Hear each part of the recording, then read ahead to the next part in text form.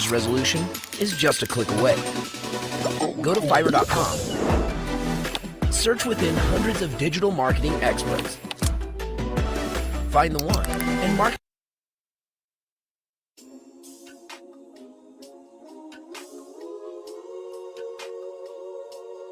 Fossy baby. Fossy baby.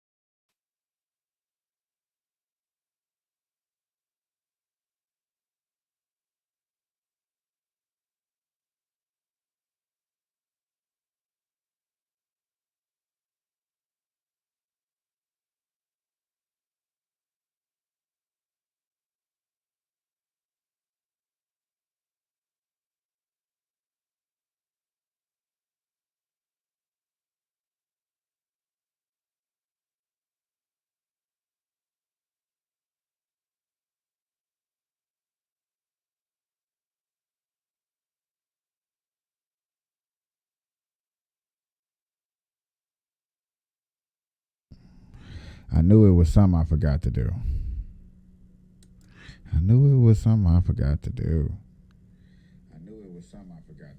Yeah. My bad, y'all. I'm here now. Burn Live, y'all. Burn Live. What's up, Nick Brown on Rumble? So y'all, I'm on YouTube, Rumble, Instagram, Facebook. I'm on a lot of platforms. You can catch me a little bit anywhere, everywhere. I highly appreciate people tuning in. Burn Live. Y'all know we burn while keeping y'all connected. You also know we hashtagging these red eyes, changing the viewers eye red, keeping underage smoking off social media, killing myself for y'all entertainment. What it do, what it do, what it do. Now,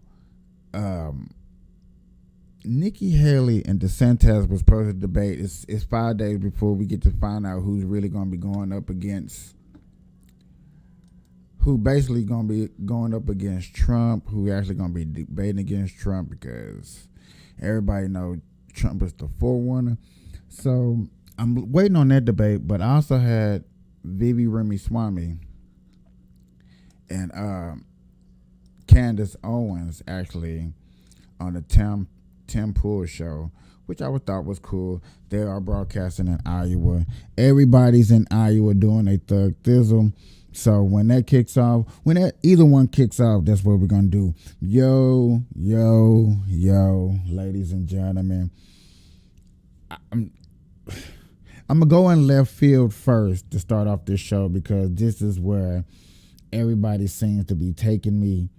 And I don't mind, I'm not bothered by it, but this is where everybody is taking me on the alien trip down alien rabbit hole. And like I said, y'all, I don't mind. It's not really like it's a big bother, but it is weird and crazy that aliens is a big issue. So we're going to talk into that while we get into this debate and see what that debate is popping off. Y'all get your blunts, get your lighters, like, follow, share, whatever you do on whatever platform you is watching me on. Comment if you want to do that. Let's do any of that stuff. And if you know anything or you're into aliens, that's what we're going to be talking about for the first half of this show. Okay? Fire in the hole.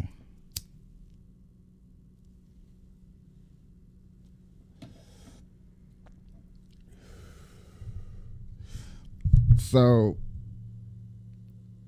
Elias is really everywhere.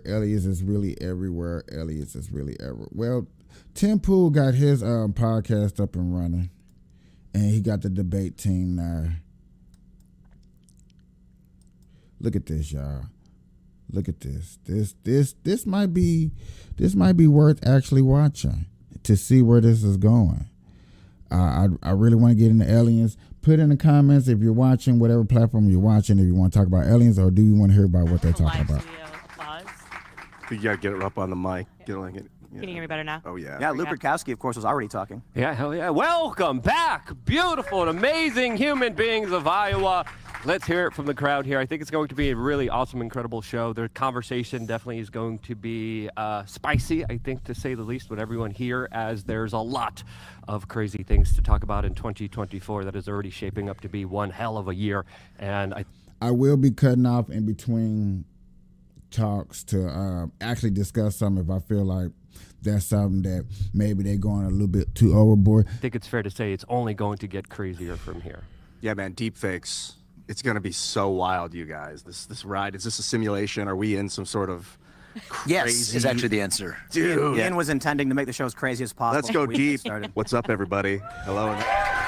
Looking good in the house. So, the first... Now, hold on. I was trying to tell Nay, if Nick Brown, you're still watching, and please tell Nay when that we see Shaggy, and I was trying to tell him that Shaggy was part of the Tim Pool show. I'd like to do, because this is a special episode. We're going to be talking about a lot of things pertaining to this election cycle. Man, you see it's kind of loud with the echo. I'm out Vivek Ramaswamy right here in front of all of these big fans of yours, because you said in a CNN town hall that it's beginning to look, but it's beginning to look like January 6th was an inside job. And I must call you out, sir, because I will tell you definitively it was an inside job. And the media, of course, criticize you for pushing conspiracy theories. They're lying. I want to call it the media specifically, first and foremost, a handful of media outlets, many of whom may actually be... Now, hold on. Before he get deep into this, because I don't want to lose this, have to rewind. A good friend of mine's, and I wish Nick Brown was still up in here because he's like my only witness right now, because Nay's not following me at the moment. But Nick Brown, you're my only witness of when I said this. When I brought this to another podcast, he called us rural, ignorant, dumb, shameful to American hypocrisy. But we finna bring out facts and things that you can pull up. And yes, these are things that I follow. Be in the room today. And so, no disrespect to the individuals. I know these people aren't the ones who wrote the stories. That's right. But the first thing I have for everybody is the definition of inside job from Oxford Languages. And inside job is defined as a crime committed by or with the assistance of a person living or working on the premises where it occurred. Oh, that's simple, right? Like some guy robs a bank and a security guard opens the door to let him in. That's the assistance. That's an inside job. How about that? I also, just for good measure, got the definition from Merriam-Webster, just to be sure. And it once again says something very similar. Done by or with the help of someone in a position or within an organization or group. So I got a question. Let me go through these stories real quick. So we have this from CNN, fact-checking Vivek Ramaswamy's CNN town hall, where they say a false claim that police rolled out the red carpet on January 6th. They go on to say that you said it was an inside job. They say, facts first, Ramaswamy's claim that the rioters were invited into the Capitol is false. About 140 police officers were assaulted while trying to stop the mob from breaching the Capitol, et cetera, et cetera. This is a trick that many in media do, where they will take a true statement, a fact, then try to apply it to a totally different set of facts. Is it true that police officers were injured? Yes, it is. Is it also true that police opened the doors and fanned people in? Yes, it is.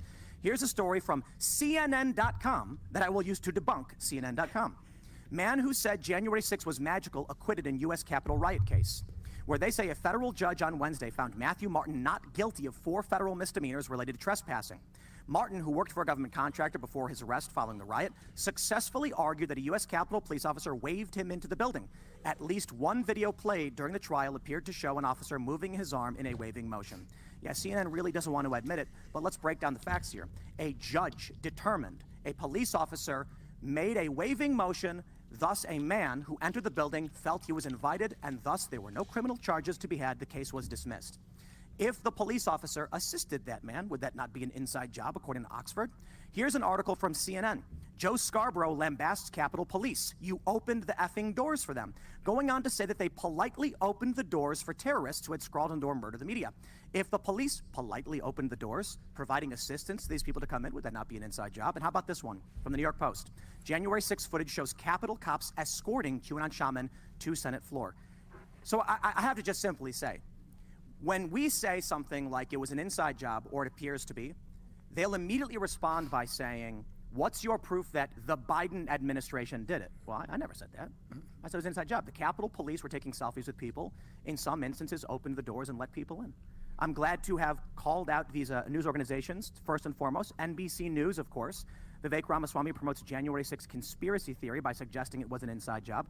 I think according to CNN's own reporting, as well as the Oxford definition we've here definitively stated and proven it was an inside job. My question is, if the people inside are under duress and they let the people outside in because they're afraid for their lives, is it still technically an inside job, or was it provoked by the crowd's, fear, essence of fear? It's a bit, I kind of lie with you that I think it is still technically, neutrally an inside. You're also assuming that that was the case, right? I mean, I think that's even under that most charitable interpretation. Those aren't necessarily the same people. You're talking about thousands of people. So some people had some violent behavior outside. Different people who show up at a door are allowed in a friendly manner. From the standpoint of the person who was allowed in, it doesn't matter what circumstance the police officer was under. The question is, what do they believe the government is telling them? So from the standpoint of that defendant, I'm a guy who walks up to the House of the People, wants to walk in, take my iPhone around. You see many of those people. Okay, probably the first time in the Capitol building. And they were allowed in by a federal police officer, that of the Capitol Police. Now, I find weeks or months or a year and a half later, I'm part of the largest manhunt in modern American history to be put into prison, in many cases charged, held without even being charged. So I think at the level of the individual, this is what it comes down to. It's not about finding what circumstance was or wasn't understandable for the government. For somebody who's going to be locked up, we better darn well apply the highest standard of a burden of proof to say that's what we're going to apply before you lock you up. And so the Capitol Police initially were sitting on a lot of that footage. They said it sat with Congress. So many of those defendants were charged without getting access to that video footage. And again, the justification they made was, Usually a prosecutor has to turn over exculpatory evidence to a defendant. But here they didn't do it because... Basically, ladies and gentlemen, we locking up people without even proof and evidence that they actually committed the crime. A bunch of law-abiding citizens, no, a bunch of chiefs, generals went behind closed doors, looked at a video, sat down and said, hey, this guy, we need to take down. We need to take these people down. And how we going to take them down? This is how we're going to take them down. Okay. I remember what somebody said, 157 people got locked up out of over, what? It was over 10,000 people there. 10,000 people there. Smoke to that. Let's sit back and think about that, man. Take a dab to that. I don't know what y'all smoking on, I don't know what you're dabbing on, but dab or smoke and sit on that for a second, because that's what he's explaining. They said Congress technically has the tapes, and that's not the prosecutors of the DOJ. Again, from the standpoint of an individual defendant, it doesn't matter. It's the government that's coming after you to put you in prison. And if the government's going to come after you to put you in prison, a couple basic things have to be true. That government did not actually cause you or incite you to commit the crime. And we're just talking about the Capitol Police dimension of this, let alone the FBI dimension. And the other thing that has to be true is you have a chance to defend yourself with full exculpatory evidence, including the video footage of the circumstances of you being allowed into that very building you were allegedly trespassing in. If neither of those things were the case, then I think that that's not a crime. And anybody who has been convicted or pressured into a false plea deal under those circumstances will, on my watch, get a pardon on day one, because that's the right thing to do to stand for the rule of law in this country. Would you retry them with the new evidence? I think that it would depend on the circumstances, but when you think about somebody who was, first of all, peacefully protesting that day and allowed in those circumstances, there's something bigger going on here. In that same year, we've applied a totally different standard of the rule of law to violent riots. I'm not going to call them mostly peaceful protests. Vivi Ramaswamy is the most eyeball candidate for presidency that I have ever seen. To have his numbers be so low, and I really think it's because he's took two of the most iconic people of this decade, Obama and Trump. He took both of their game plans and he put it together and he ran with it. And I think that scared a lot of people. And his name and the fact that he does have a foreign background scares people, especially with the war breaking out. I really believe, you know what I'm saying? These are just my opinion. But with that war breaking out, how it's breaking out, I really believe that's why Vivi Ramaswamy, this guy right here that's on up here, is having a problem that he is having. It's a translation, if you're decoding the media lingo on this one. Mostly peaceful protest in the year 2020 for Antifa or BLM refers to violent riots. Against the backdrop of a year where there were all kinds of peaceful to violent riots across this country. And so against that backdrop, I believe especially what these people have been put through already. This is years of hell that we've put citizens of this country through. Anybody who was peaceful and did not physically assault somebody that day will get a day one pardon from me. And then I'm going to go down the list, even of the people who allegedly, right? I don't believe anymore the government, if they just said you're violent as an allegation. Now let's get to the facts and go down the list. Anybody else who had their constitutional rights denied during that process will also, in addition, get a pardon. I can't commit to that on day one, but on day one I commit to start the process of going case by case. And it's not even about those defendants individually, though that matters, of course, to me. It's about the future of this country. Because if we put ourselves in a position where they can go after political opponents for this reason, they can go after political opponents for any reason. You got Julian Assange rotting in a foreign prison, while the person who leaked to Julian Assange is a woman by the name of Chelsea Manning, who effectively got her sentence commuted by President Obama because she's transgender.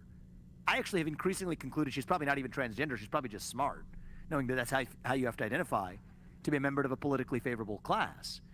And so the two standards of the rule of law are really what irk me the most. And so this isn't just for the people who were there on January 6th, it's for the rest of us in this country as well. And so I don't think retrial for most of those cases is the right answer. If you're a peaceful protester on January 6th, you were truly peaceful and you were convicted, or forced to plead or coerced to plead under false pretenses, you will get a pardon on day one when I'm in office. I want to bring up real quick just to highlight again what CNN said in their article fact-checking you when they said about 140 police officers were assaulted while trying to stop the mob from breaching the Capitol.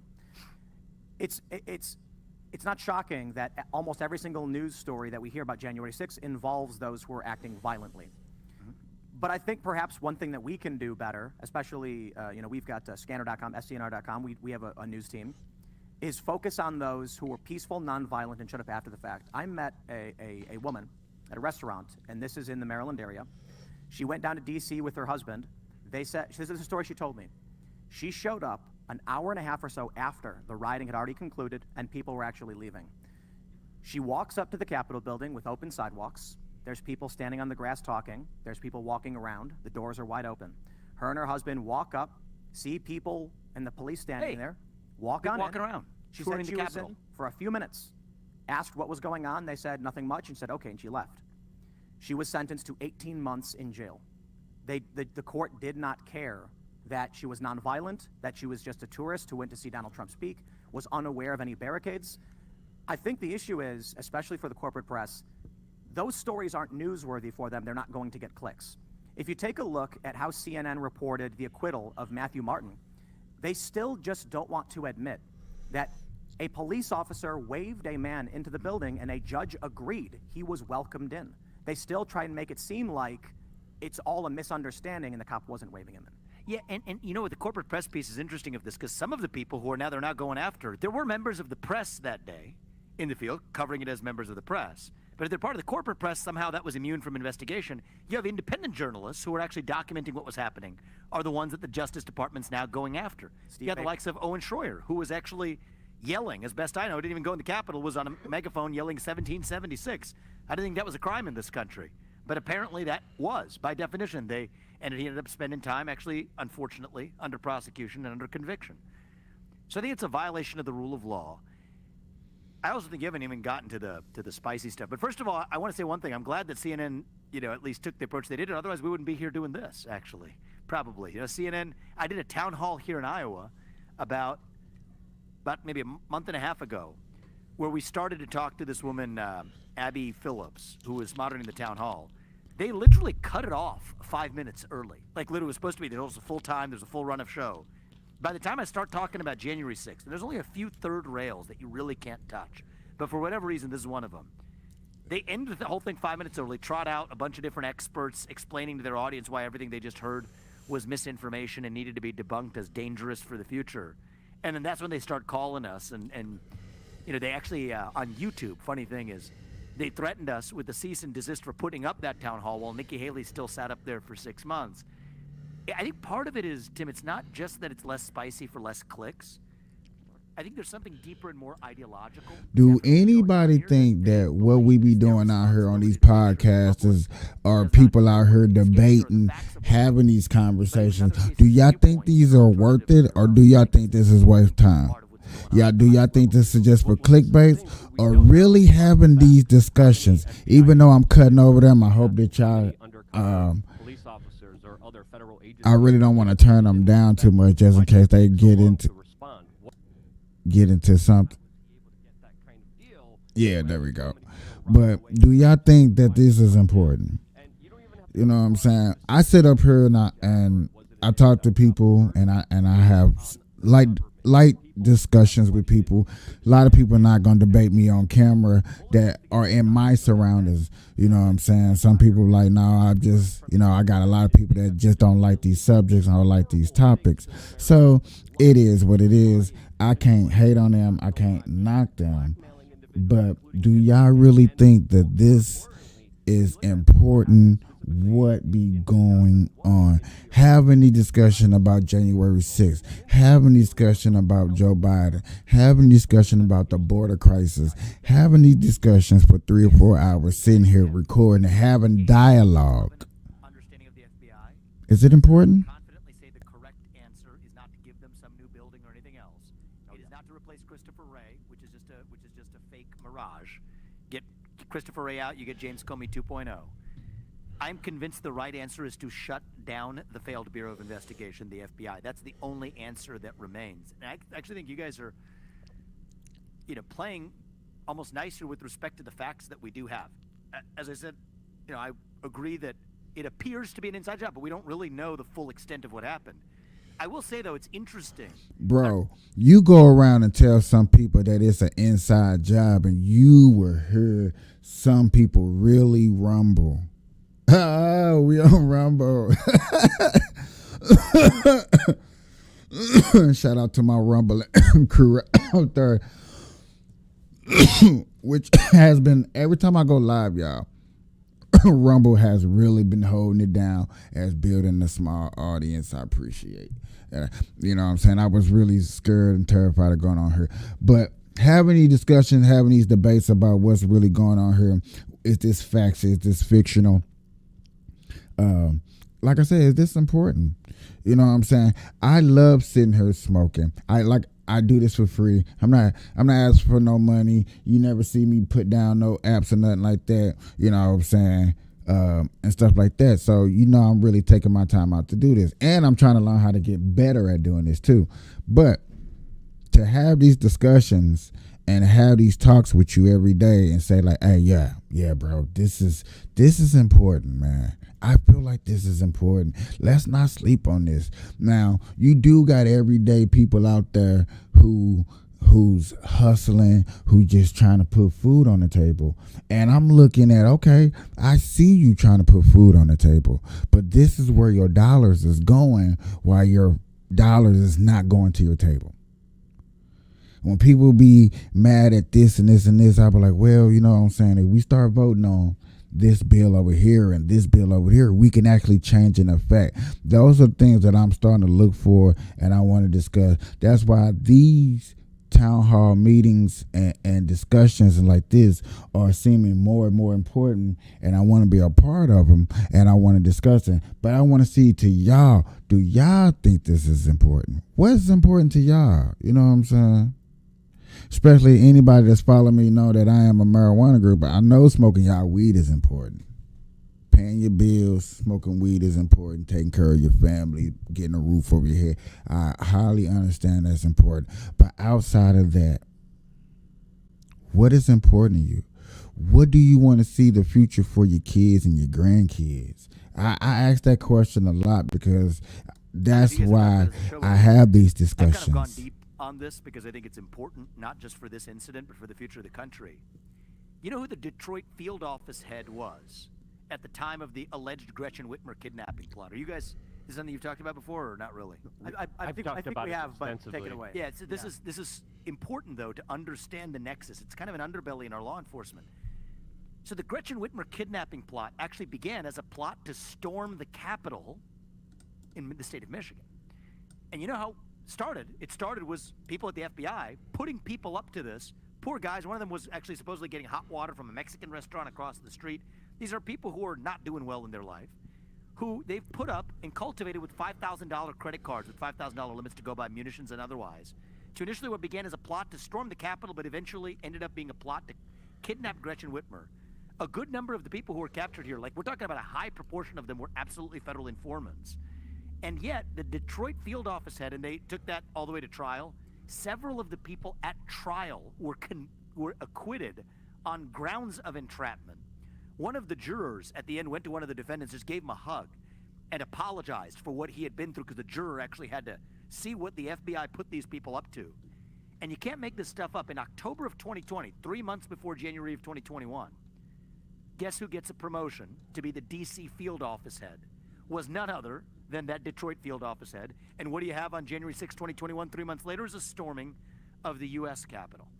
So there's a lot here that suggests, the D.C. pipe bomb story at the DNC and the RNC headquarters. Why haven't we heard the first thing about what we actually know, despite the existence of video footage about that, and the careful coincidence of exactly when that pipe bomb at the RNC headquarters happened to have been discovered with the timer on it, down to the time where the actual vote was supposed to be cast for certifying the results of the election. It's just an impossibility. That was the number one thing for me. Yeah. The day after, and sorry to cut you off, but the day after January 6th, I was like, this is it's complete setup by the FBI. If you mean to tell me that I was living in Washington, D.C. at the time, a couple of blocks away from the White House when January 6th happened. It was a very bizarre day because we had an entire summer of people rioting. It was scary to go outside. I was pregnant at the time. Cars set on fire. Every day there was a crazy protest, people storming buildings at all times. Suddenly, after the Summer of Love BLM, we were getting phone calls, people asking if we were okay after January 6th when there wasn't any sounds outside of where I lived. If you mean to tell me that in Washington, D.C., where you can't walk 2 feet, it is the most surveilled building in the world, okay? That a couple of blocks away from the White House, they can't figure out where there, again, cameras on every single corner, every inch, who got out of their car, placed pipe bombs at the RNC and the DNC headquarters and went away.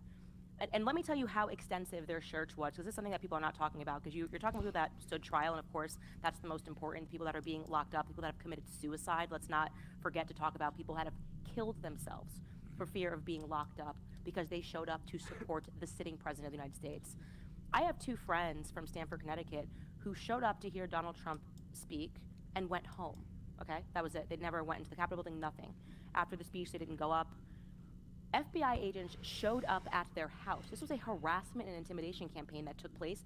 If you even showed up to support President Trump, they got questioned. They got questioned. They found a picture of them on Facebook with a MAGA flag. They heard Trump speak and they went home, and these people were questioned by the feds.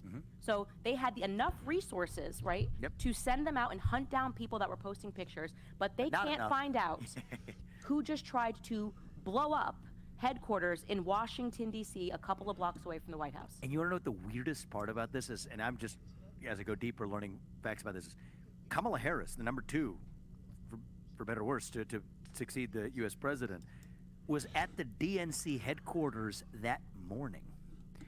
With all, I mean, the level of security there, that understand that suddenly the... Not to pause anybody off, and I wish I had the real technology to do it. But what is crazy is, y'all, Bibi Ramaswamy and Trump both are live right now. And as soon as I sit up here and find out a way to put both of them live, I will. But they are having a good conversation that needs to be had. Randomly, they just see it on a park bench later.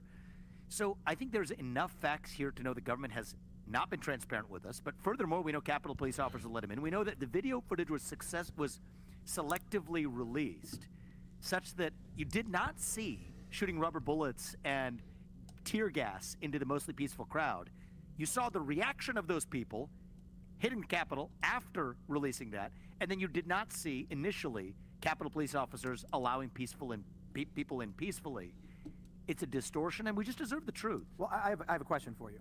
So I've often talked about the May 29th insurrection. May 29th, 2020.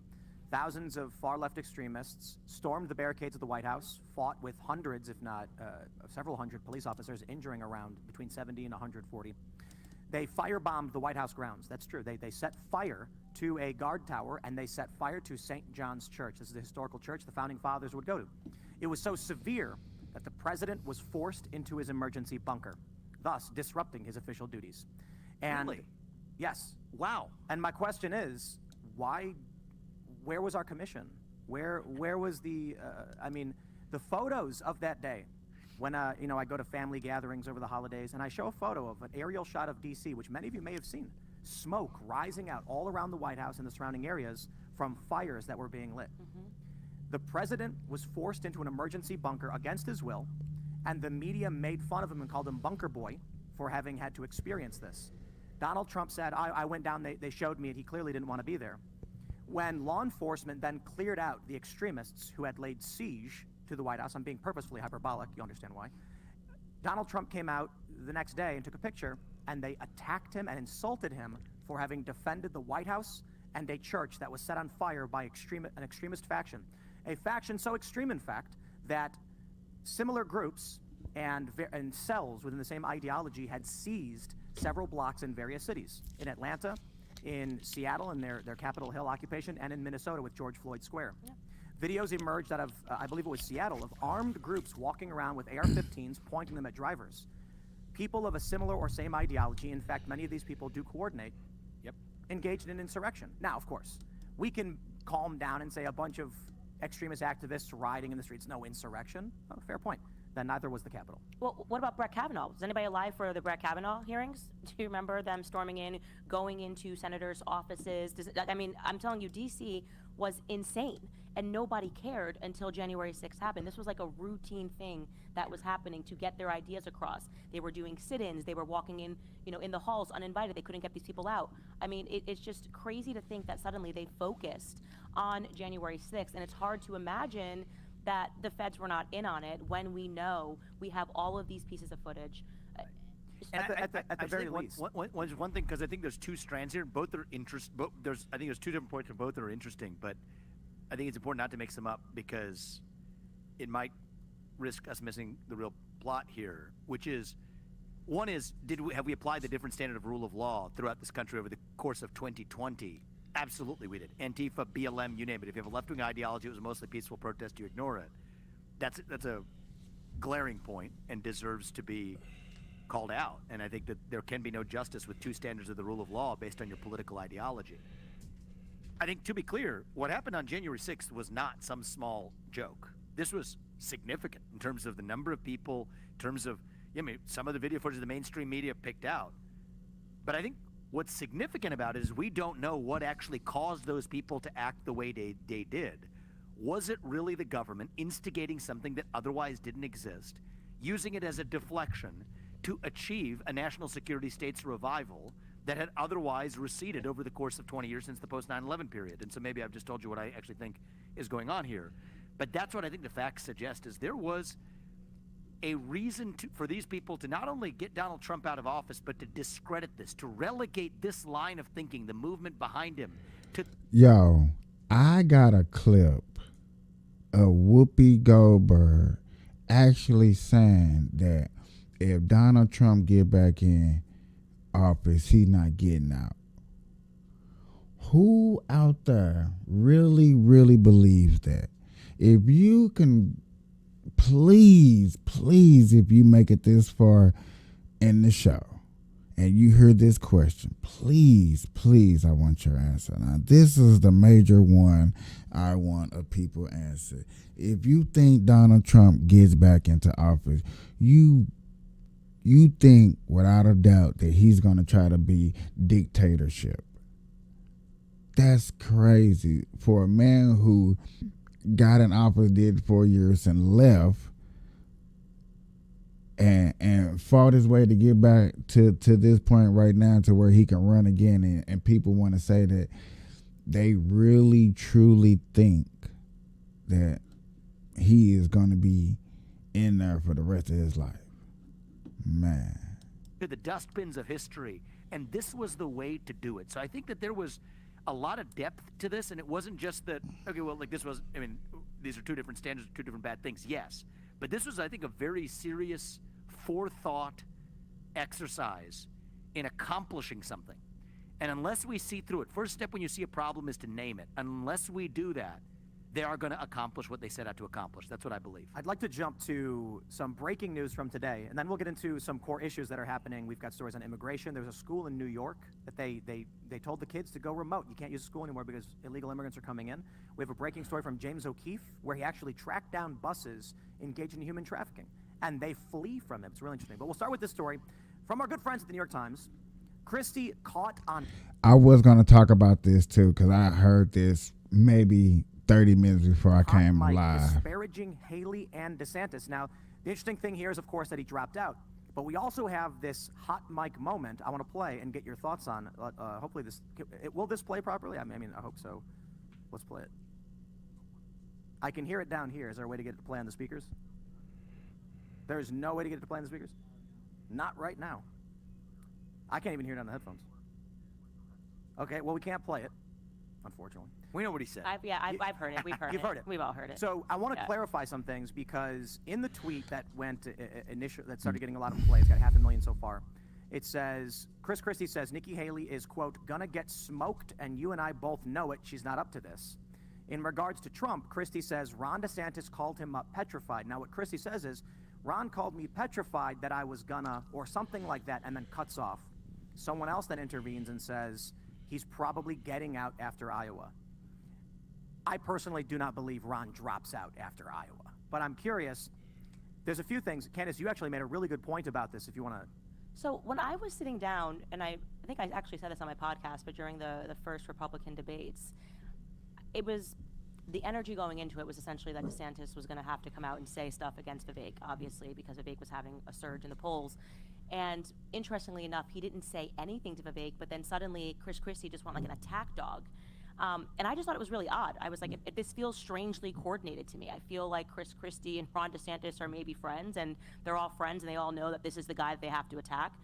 I felt this. I said this in my podcast, and then I thought it was really interesting that DeSantis called him petrified about whatever it is. I just thought to myself, why is DeSantis calling Chris Christie at all? Do they have a relationship? Again, these are just questions. We probably are not going to get the answer to them, as they're already working on a spin and saying that DeSantis was just calling to, bid him farewell from the race or something. Petrified. Yeah, DeSantis was petrified that Christie would do something. Right. We don't know what he was going to do, but that's according to Chris Christie. I'm curious as to why they were in conversation At all. Yeah. and why DeSantis would express to him his fear over something Christie might do. I haven't talked to either today. I can tell you that.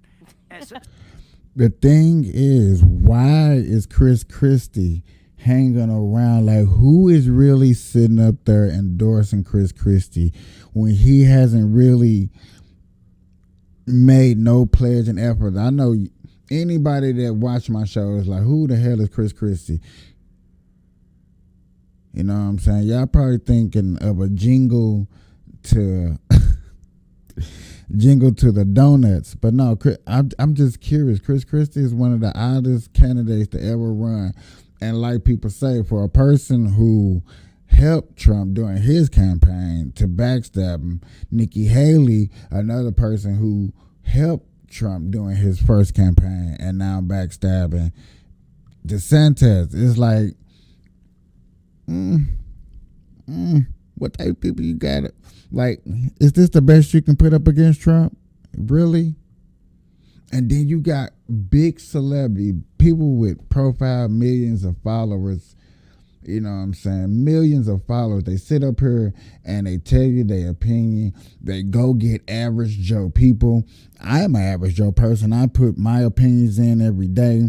I go get average Joe people. We sit here. We have talks. We have debates. I sit and talk with people. And a lot of people I talk to a lot of people. And a lot of people, they tell me they not going to go vote. Period. They're not voting at all. That's crazy to me.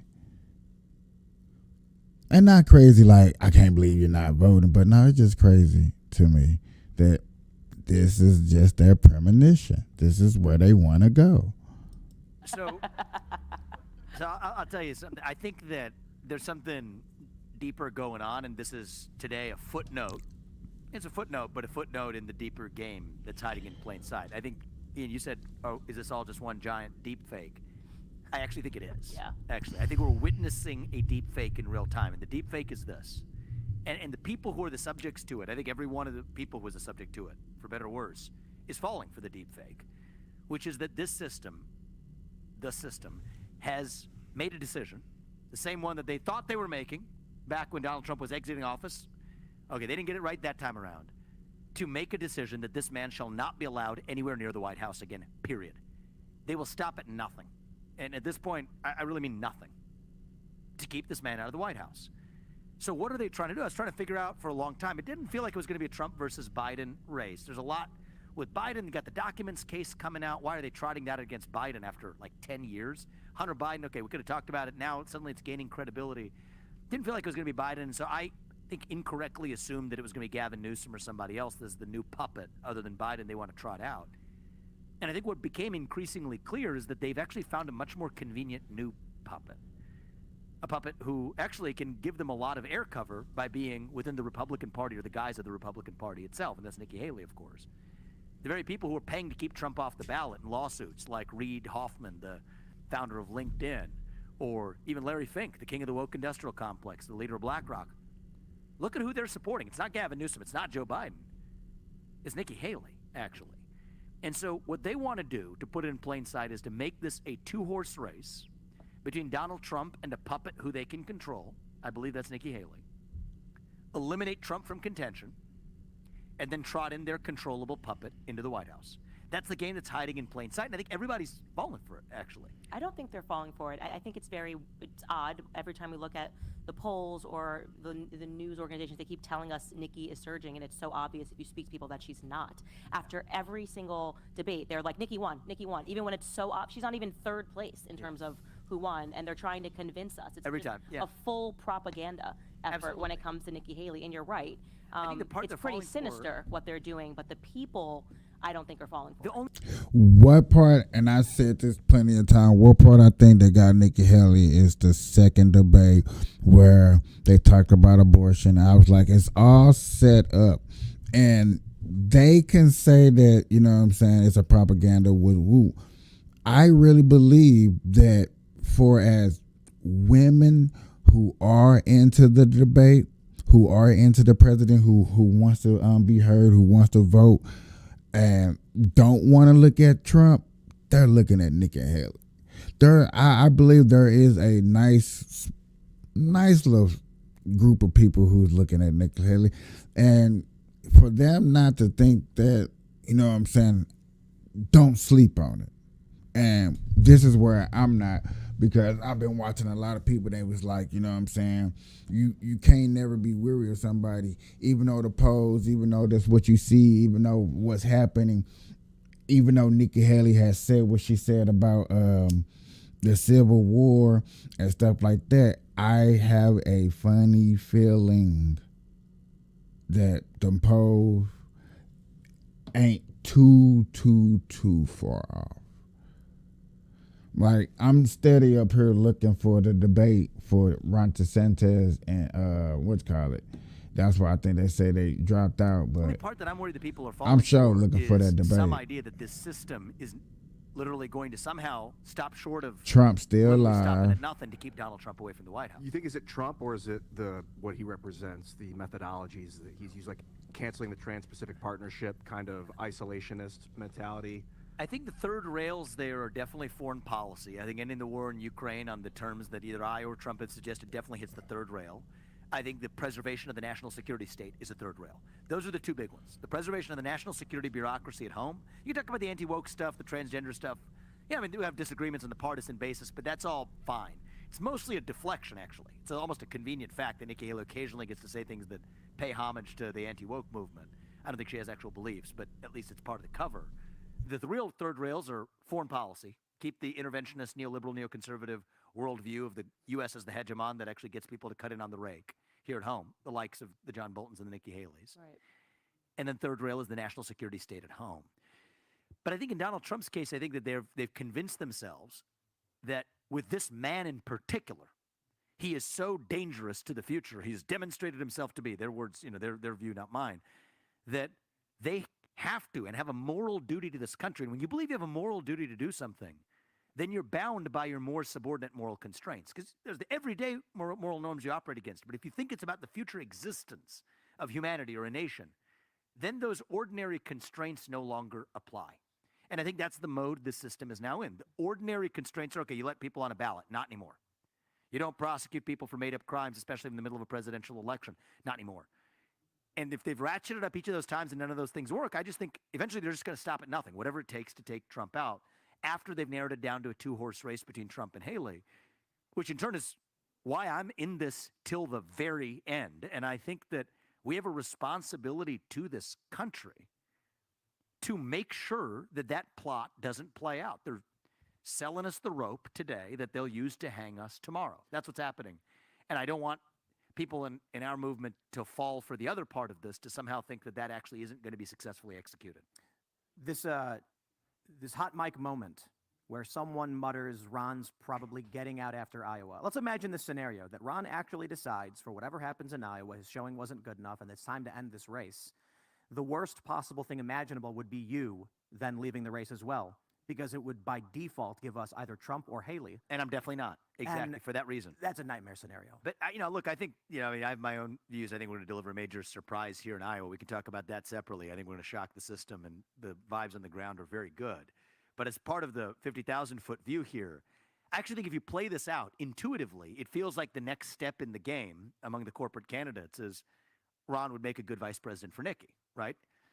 Christie out of the way is one footnote today. All right, eliminate part of the consolidation in New Hampshire. Christie's not running for president of the United States ever. He was arguably running for like vice president of New Hampshire. But anyway, once he exited, we'll actually combine that in to prop up Nikki a little bit more. The next thing is you take the Ron DeSantis. Ron DeSantis is not in New Hampshire so much, but in certain other states, Florida or otherwise, turn that over as well to the anti. Where in the hell is this damn debate at? Because I am up here looking for this motherfucker. Trump movement. And I don't think see Ron it knows nowhere. that. People asked Ron DeSantis. He would I say, really "Of don't course see I would it not be Nikki's nowhere. vice president." And I think inside him, he probably would believe Hold that that's on. actually what he thinks. But that almost pretends that what he thinks actually matters. His donors are the one that put him up to run for president in the first place. I don't think the man on his own volition.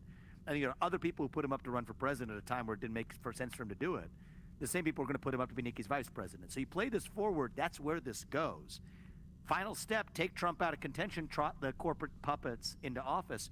That's where this plot ends. And I feel like I see this with a level of clarity that makes it torturous. It's like a kind of form of torture to watch this playing out in real time without standing up and actually doing something about it. Let me real quick, just to get it in there. Scenario: Donald Trump wins the primary. He comes right on out. I got this one dude watching it, but I can't Donald Trump watch wins it. You're saying Donald Trump wins the Live. primary. What the and then- hell? So I think we just have to have an honest conversation. I mean, if that's the scenario we're in, that's not what I'm playing for. But if that's what we're in, I have an inconvenient attribute, which is that I have opinions. I have strong opinions about things. I'm not somebody who really, rolls over or whatever. But what I've said is Donald Trump has my full support if he's the nominee. And I expect his full support if I'm the nominee. But I don't think we get to that place. That's the whole premise of I mean, when you think it's Gavin supposed Newsom or to be Joe on Biden as a puppet, you think you might get to that place. I don't think they Well, want he Biden got it or live Newsom. on I think Nikki is a CNN. far What more in the reliable fuck pawn going on? for the system with respect to the I two things can't they get care it. about most, which is keeping the foreign war machine humming, far more reliable on places from the Middle East to Ukraine. She's far more hawkish than actually anybody in the Democratic side. And with respect to the national security state, I don't think Joe Biden could have come up with the idea if he tried to tie every social media account and internet account with the government-issued ID. So I don't think it goes there, Tim. I think where it goes is they want this late in the primary, and then they get the air cover because the Democratic Party's brand isn't doing too hot. The permanent state is fundamentally nonpartisan at its core. So they get the air cover of saying, "Oh yeah, we weren't even doing the Democrat game where most of the Republican base watching cable news thinks it's about beating Biden. They're missing the plot. That's what's going on." That's actually a really great point. We were talking just the other day, there was a story, a J.P. Morgan top strategist, I'm sure you heard, said his prediction is that Joe Biden drops out just after Super Tuesday due to a health issue. I view that as a very, very good strategy for Democrats. I had been saying for some time that I believe Joe Biden will drop out. His health is just not there. His polling is not there. It is political suicide. However, many people pointed out in our chats and in our audience that it's too late to have a primary. There's nothing they can do. Actually, that sounds like the best play. Joe Biden says, "I'm running. No primary to be had. Don't worry about it." Come March, he says, "Oh no." Okay, he's he's not watching This it gives the yet. DNC the ability to just appoint who is going to be their nominee. However, I think you actually make a much better point. Why even worry about going into a political conflict with Donald Trump and the populist Republican base? Yes. When you can win from within with Exactly. Nikki Haley. And that's exactly what's going on. And also they have this ailing Kamala Harris problem because if anything other than Kamala Harris is the nominee, then they got the racist, misogynist thing going on, which undermines their own self-stated narrative. And I think just the brand of the Democratic Party for the Larry Finks or the establishment puppet masters of the world, it's a little tarnished right now. Let them heal themselves. We're going to do this within the Republican Party with a much more reliable vessel, with a little bit more of a polished exterior, a little bit more committed on the pro-war agenda, and a lot more committed on the censorship and national security agenda here at home. I think that actually gets their job done much better without some of the inconveniences that come with Biden. So like you, I was initially of the mind that, who are they going to trot out instead of Biden?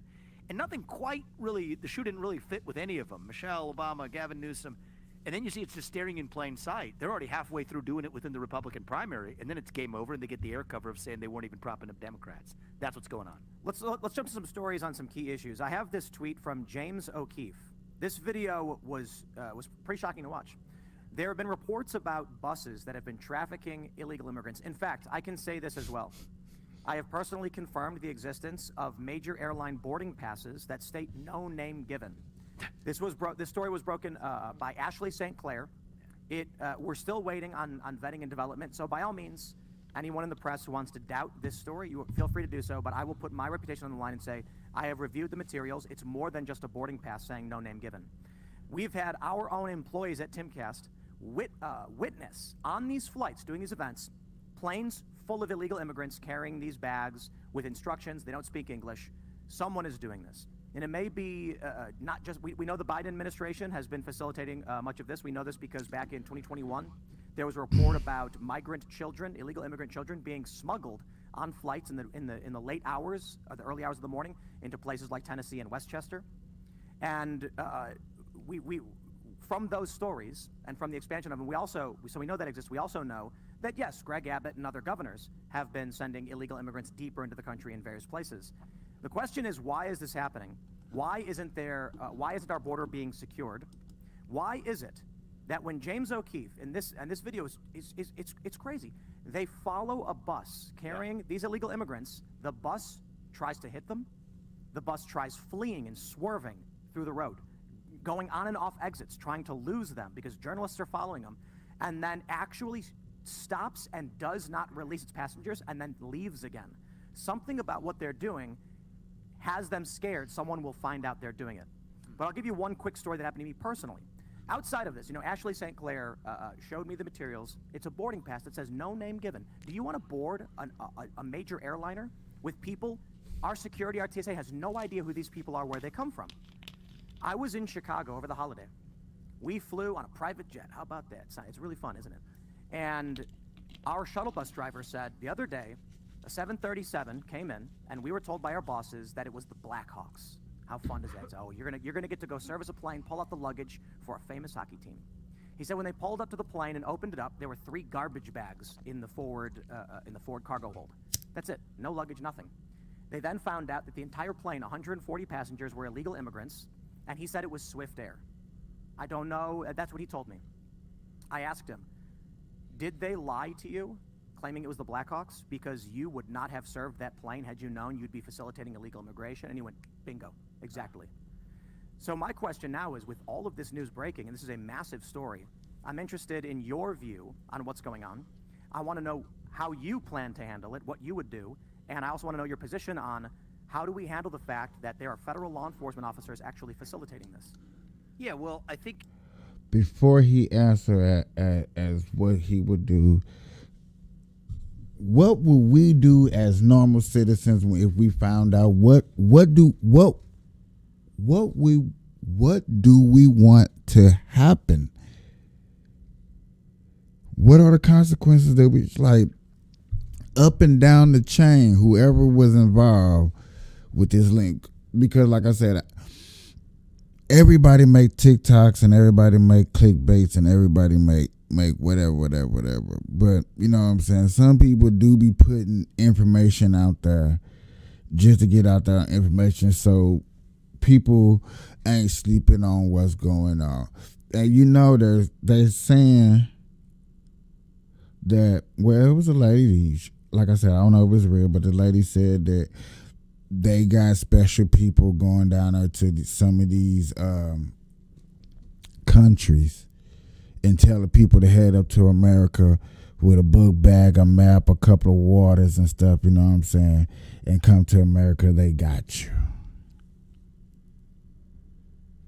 Like I said, y'all, I don't know how true it is. This is just what I heard.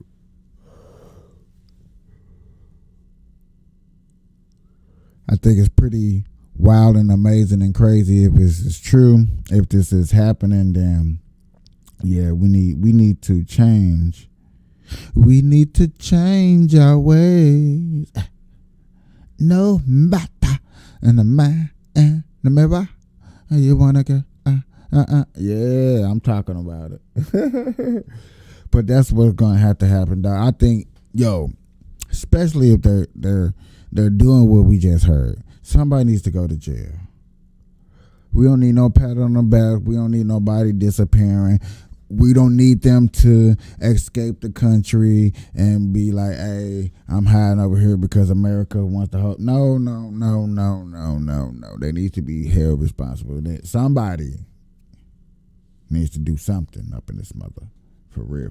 Let's see what our president say. it's, again, one of these, when it comes to the media, third rail issues, when you name what's going on, so forget the labels, great replacement theory, whatever, just forget the labels. What's going on is, what's the most parsimonious explanation is, there is a facilitation of mass illegal migration into the United States to secure lasting electoral majorities for the Democratic Party. And the reason, that's not a conspiracy theory is it is a pre-stated strategy of Democrats dating back to about 10 years ago. And it's not a surprise when you got Mayorkas sitting by Joe Biden's side about 10 years ago, the guy who's actually running the Department of Homeland Security right now, who is in turn refusing to enforce the Remain in Mexico policies. Yes, that's exactly what's going on and hiding in plain sight.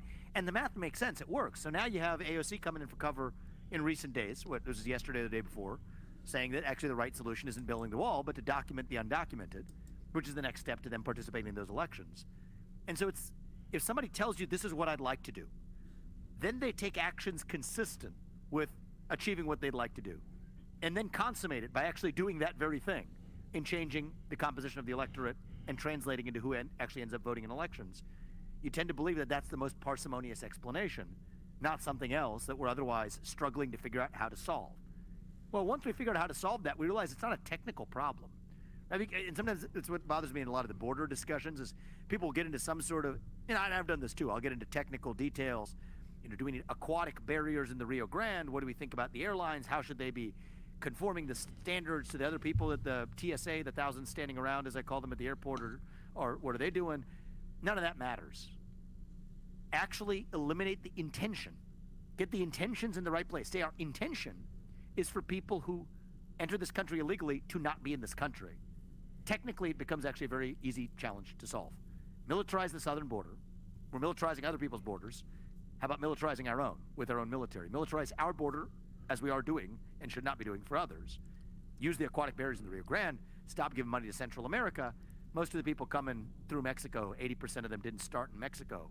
Require each of those countries to build a border barricade all the way from Venezuela to the southern border of Texas, and birthright citizenship for kids of illegals. The 14th Amendment does not apply to the kids of illegals. I can go to the legal argument on this. They duped Donald Trump on this one. They said you need a constitutional amendment. Actually, you don't. Stop federal funding for sanctuary cities. We're paying for this. Our federal taxpayer money is actually paying for this facilitation of the domestic transfer to sanctuary cities. And then anybody in this country should be returned to their country of origin if you're here illegally. It's that simple. Now, they say there's only 6,000 ICE agents, Immigrations and Customs Enforcement agents. Well, again, if you read the law, there's a section in the law, I think it's 287G or something like this, that allows ICE agents to serve their warrants via local law enforcement. You just need, again, somebody running, ideally the entire executive branch, a president who tells the Department of Homeland Security and ICE to use that authority to work with local law enforcement. Now you got 1 million people, not just 6,000, to get the job done. So I gave you all of this as though the technical challenge was really the challenge. It's not. It's a challenge of intention. Right now there's been a long-standing intention to fundamentally change the composition of the U.S. electorate. If you call that a great replacement theory, CNN will have a conniption. If you say that, you know what, this is part of an electoral strategy, they would ask you what's so wrong with that.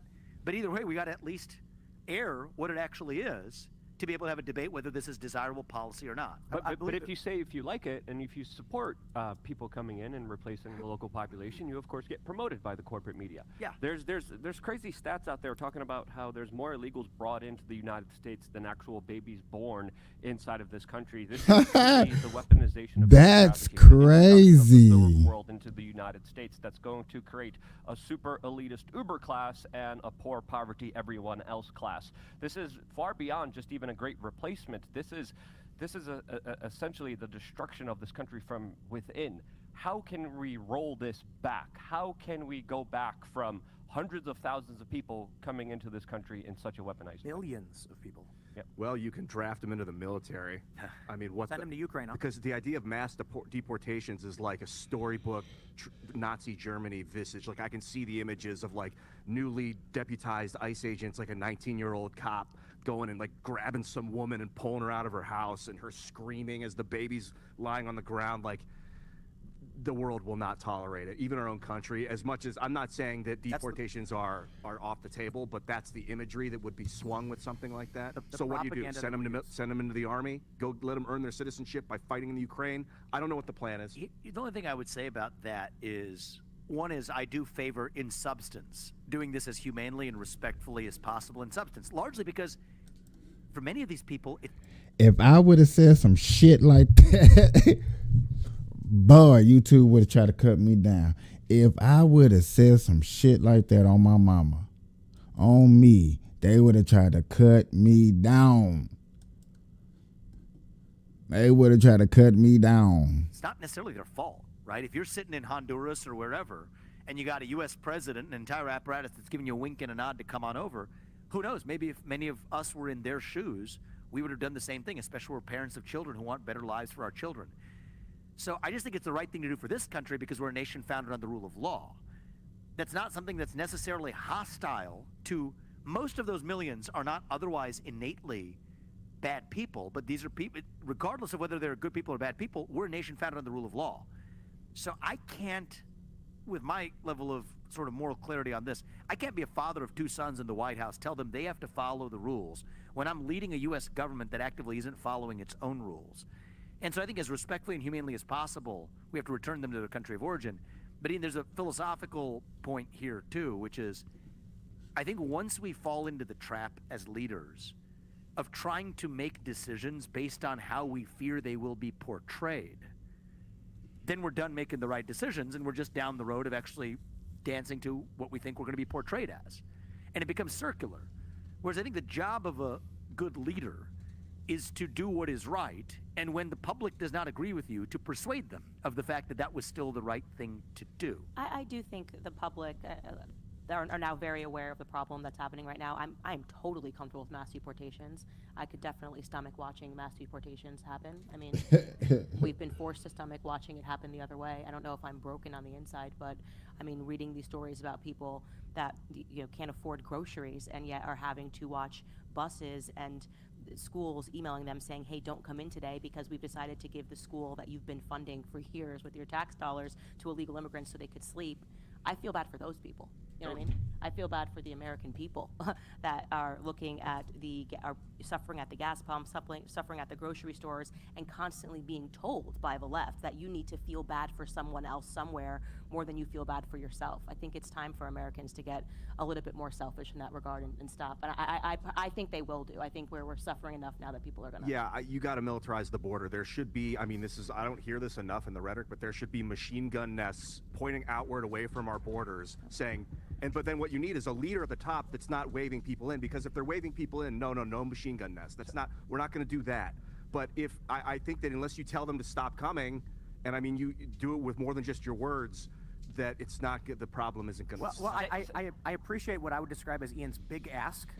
And now we're going to walk way back from machine gun nests on the border to like maybe a fence. Yeah. It's not even that. You statist authoritarian. It's more about not incentivizing this from happening. I mean, giving our resources, giving our tax dollars is essentially telling a lot of people, because I covered this situation on the ground in Mexico, I covered it in Europe, in southern Italy as well. I covered it all over the world, and all these people were told, hey, come on in, we're going to take care of you, we're going to give you all the opportunities, we're going to give you everything you want. But they don't tell them how essentially a lot of multinational corporations use them as slave labor. They don't tell them about a larger Koch brother plan that we used to have members of the Senate to talk about, specifically from Vermont, that no longer bring it up as a key issue, as of course it is affecting everyone. It is affecting the blue-collar, middle-class Americans, and even more importantly, the poorest people in this country that are now left out literally in the cold. It is a lie when they say that these are jobs Americans don't want. And we saw this when Donald Trump, I think the number was around 600 or so individuals deported from meat processing plants in the South. And then once several hundred people are deported, these companies say, we need to hire, so they have a job fair. Who shows up? Americans. And there were interviews, and you can Google and watch these videos. One man is asked, why are you coming to work at this plant? These are jobs that Americans don't want. And he goes, are you kidding? It pays $14 an hour. That's more money than I'm making right now. It's a good job for me. They want you to believe nobody wants these jobs as they give them away and drop the prices. And I got to say, it is these large multinational corporations that know they can pay people under the table dirt wages and this is how they get cheap labor. I just want to say one thing to Ian's point from earlier. I think it's important to understand what's going on, like on the ground in the southern border. Have any of you guys been to the southern border? I have. Oh yeah, have. because actually you have. Yeah. So I think that probably affects your view, Candace. It definitely affects mine, having been there. It's not like you have this situation where illegal migrants or whatever are trying to cross the Rio Grande, sneak across, get a sprint, and then do you shoot them or not? It's not one of those situations. It's organized by our own government. It's facilitated. It's actually what was striking about it is there's a lot of things in life that are pretty disorganized. Like starting a startup company is pretty disorganized. You guys maybe have a similar enterprise here that you started from a ground floor. I've seen a lot of things that are good in life are disorganized. This is not disorganized. This is striking because of how markedly organized it actually is. There's a process. They give you forms. Here's the box you check. You don't have to know English. They'll just tell you which box to check. Seeking asylum. Do you have to show proof of political persecution to get asylum? Not at all. It's just a procedure you go through. You know exactly go from point A to point B to point C. And so part of militarizing the southern border is the signal that we send, because that's the signal we're sending right now. Not only coming in, but then you show up to Sanctuary City. You get baby formula, you get sneakers, $7,000 per migrant per month, converting South Shore High School on the south side of Chicago into an encampment for migrants. So I think part of what we're doing is offering a clear statement. We end federal funding for sanctuary cities. You know in advance that if your child is born in the United States, they're not going to actually enjoy citizenship. Oh, there's a wall and a fence and people wearing camo because they serve in the U.S. military facing outward. I'll never have the military carrying out domestic law enforcement functions, but facing outward against what currently is an organized invasion into our country. That's, I think, what's going on. And so this idea of, guys with guns and do you shoot or not, it's just not even close to what's happening right now. And I think part of this goes back to, it's not the technicals that matter. It's a statement of intention. If we believe, and we have a national consensus, and I believe we basically do, but the Democratic Party needs to align and admit it openly, that we do not want large numbers of illegal people entering this country, we absolutely and quickly can put an end to it as a technical matter. The problem is there's a statement of intention that not only is that not what much of the Democratic Party believes, that same wing actually believes it is inherently a good thing. And the question is, how do you adopt policies that facilitating it while pretending like you actually wish for the opposite? That's really what this is about. So all the technical solutions become really details, footnotes, compared to really a debate about the intentions. Do you want a mass change in the composition of the U.S. electorate and the composition of the ethnic and linguistic background of people in the United States, or don't you? That's what's on the table. When it comes to using the law, you said earlier you want to stick with the law, like focus on the law, and really as the president, that is like your job as the commander of the military, number one. But like law and order, I get. But sometimes law and order can be used for evil. I agree. And we need to be diligent or at least judicious about how we implement, I don't know if you want to call it prosecutorial or commandorial, expression. You get to pick and choose when you enforce the law.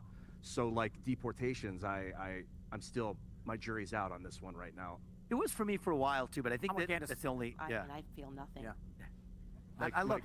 Let me stress. I'm good with people to turn on their neighbors and be like, I think he's illegal, and that kind of.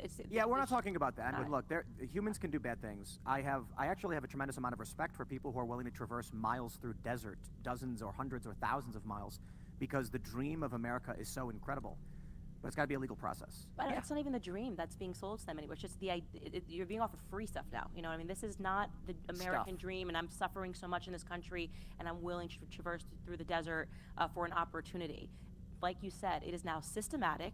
You are going to have a better life. As soon as you get here, it's all set up for you. You know, I met a journalist that found the dumping point where they're being told to dump all of their IDs. They're coming in on flights from other countries, dumping their IDs because they're being told to. She had 3 bags filled with their IDs. Yep. And then they were handed these pamphlets from the UN, by the way, which was beyond bonkers. She showed me this pamphlet that was coming from the UN, and they're being told to do this to come into this country because they know that there are politicians. Now, that person with all them IDs got to get interviewed sooner or later. When that interview, I promise you, I'm putting it live on my podcast. We got to talk about that. That's amazing.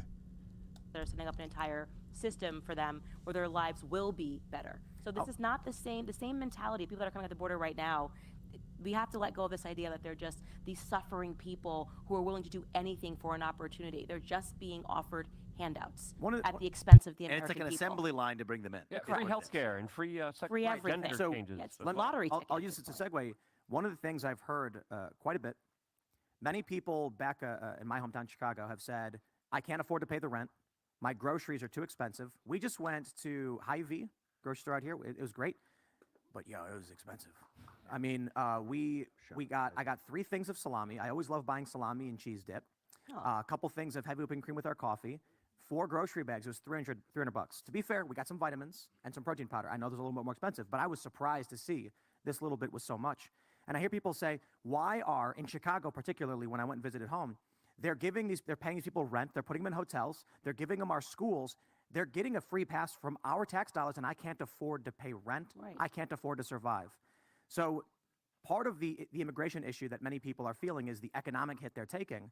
We're paying taxes that are supporting all of these flights where they're bringing in hundreds or thousands. These buses, they're being paid for by the American taxpayer, while the American taxpayer suffers and can't afford to pay rent.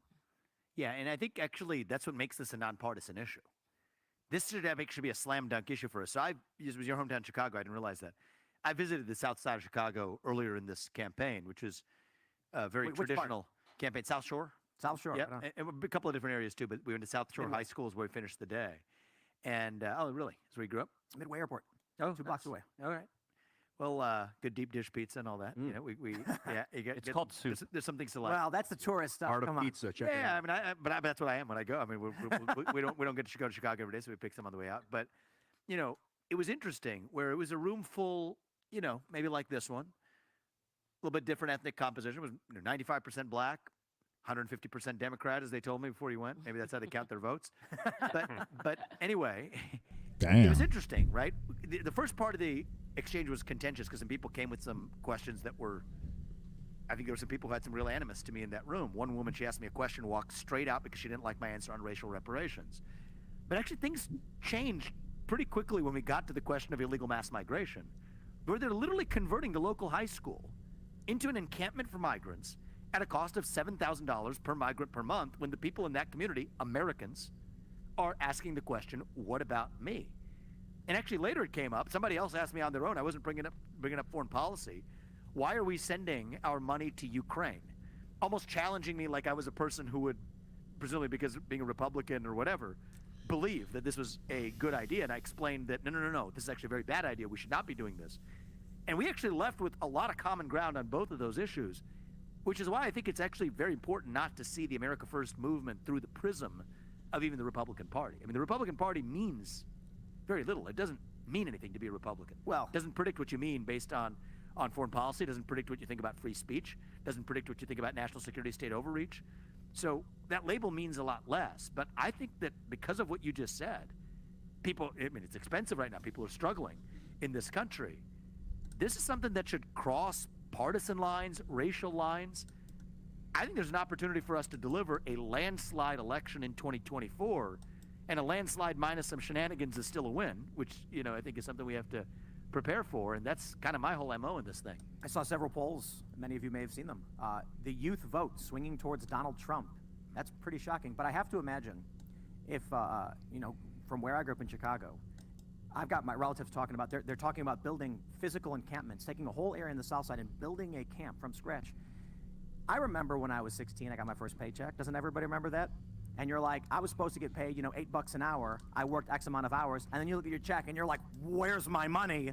And then all the older guys laugh and they were like, look at the tax section. It's called theft. Now imagine, that's right.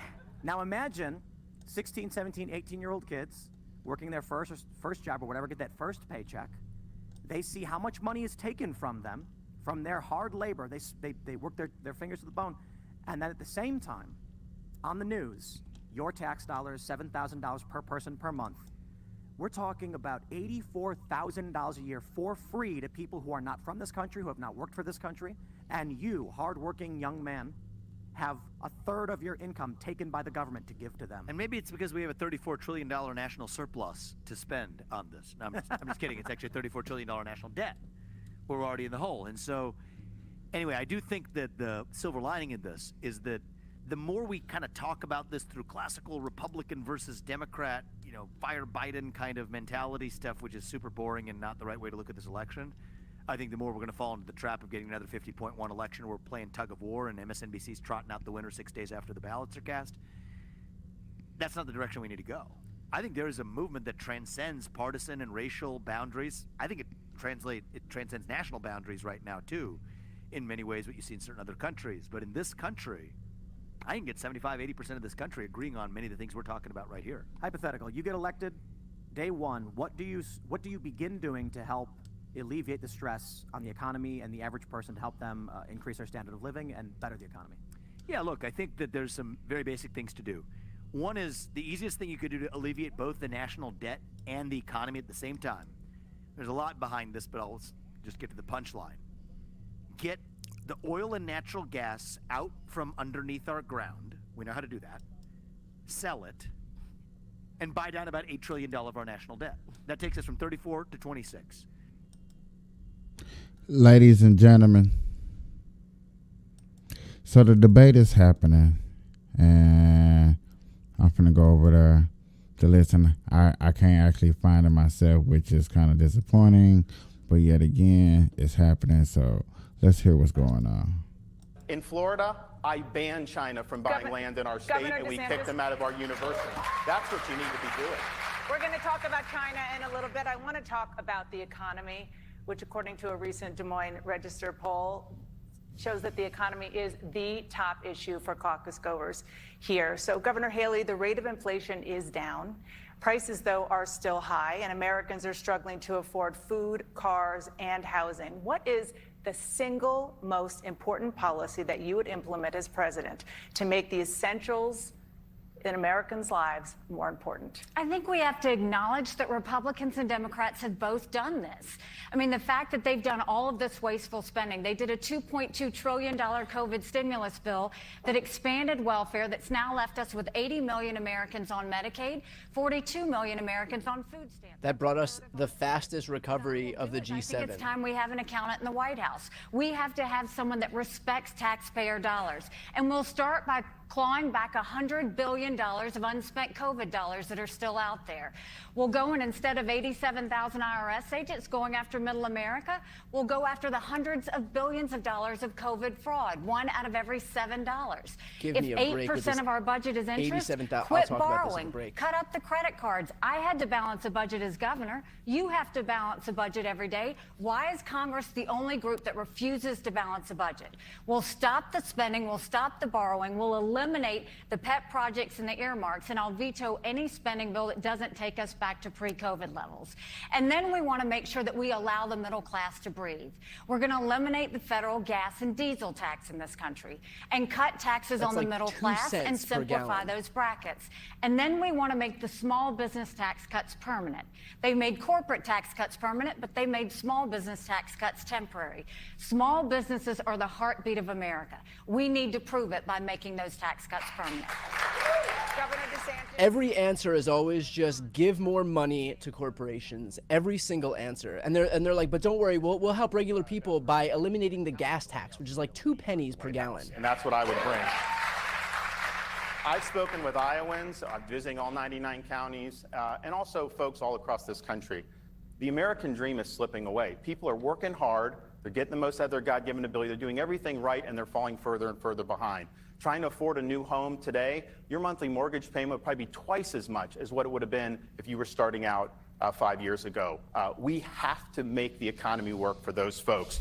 Yes, I'm going to battle the spending. In Florida, you look, we have the national debt clock going up to 34 trillion. I see it. If you did a debt clock for the state of Florida, it would be counting down because we've paid down 25% of our state debt just since I've been governor. We're going to open up all energy for production because that will be deflationary. Nikki Haley, when she was governor, she promised she would never do the gas tax. Then she tried to raise the gas tax on hardworking South Carolinians. Here's the thing. We need to fly a flag of bold colors, carrying the banner of putting the American people first, not the pale pastels of the warmed over corporatism of people like Nikki Haley.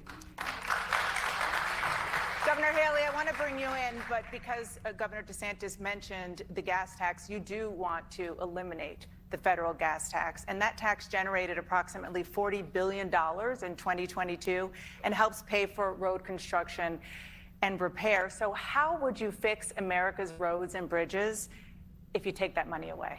Well, first of all, bless his heart, DeSantisLies.com. We have never raised a tax. I've never raised a tax at all. I can tell you Governor DeSantis, she has the floor. So I can tell you that we killed the gas tax multiple times. But what we said is if you want to raise the gas tax, you have to reduce the income tax by 5 times that amount. They didn't want to do it. We've killed taxes every step of the way. But if he's going to talk about his economy, I think what we should say is, why does Florida have the highest property insurance in the country? Why is it that it is named the American hotspot for inflation? Why is it that his state is now known to have the highest cost of living increases? And why is it that they're saying senior citizens can no longer afford to live in Florida? So that's the first thing I'll say. We don't need him doing that to our country. When it comes to the gas tax, when we eliminate that federal tax, the money is collected in the states and they send it to the feds. The feds attach a lot of strings to it and send it back. 75% comes from the state, 25% comes from the federal government. What they do when they add those strings is they pay for a lot of things that aren't roads, green spaces, sidewalks, all of those things, but they attach strings. I want that money to stay in the states. I want the states to be able to decide how to spend it. I don't want Washington bureaucrats deciding what we need for scenery and green space and all those other things. Think about what would happen if the money stayed in the states. What would happen to those red states who are all receiver states and versus the blue states, which are the donor states?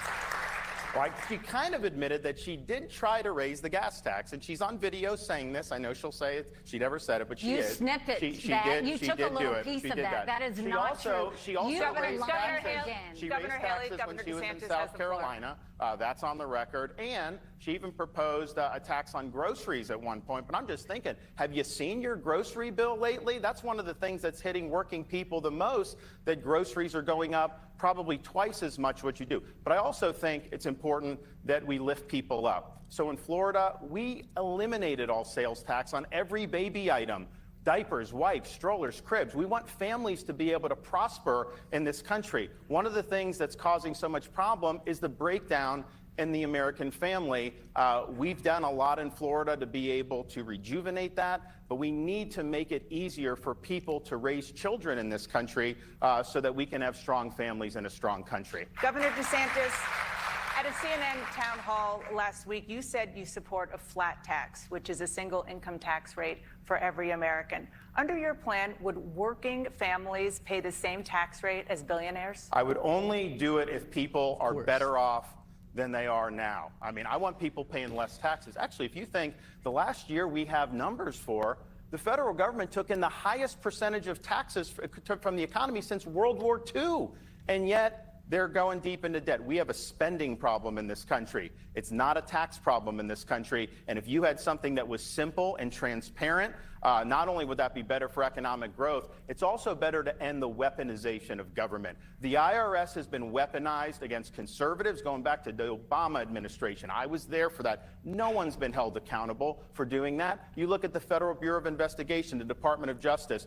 the weaponization of federal power ends the day I become the president of the United States. There's going to be a new sheriff in town. We're going to restore the constitutional accountability that our founding fathers envisioned when they formatted the Constitution. And, you know, I've talked to folks who have overbearing federal agencies. I mean, you have farmers who have the EPA coming on their farmland because there's maybe a puddle there, waters of the United States. Give me a break. So we're going to reduce the size of government, but we're also going to reduce the scope of government. And in Florida, I've actually delivered on this. Florida has the lowest percentage of state government workers per capita in the country, and the cost of our state government employees is the lowest in the country. No wonder why we're paying down debt while we're cutting taxes for people. That's the way you do it.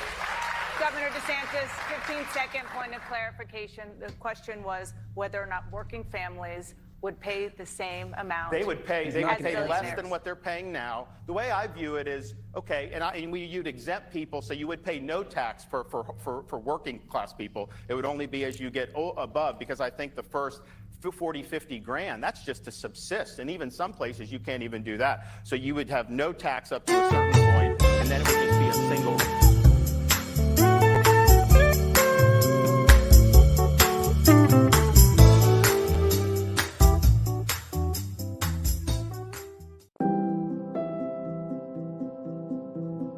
you.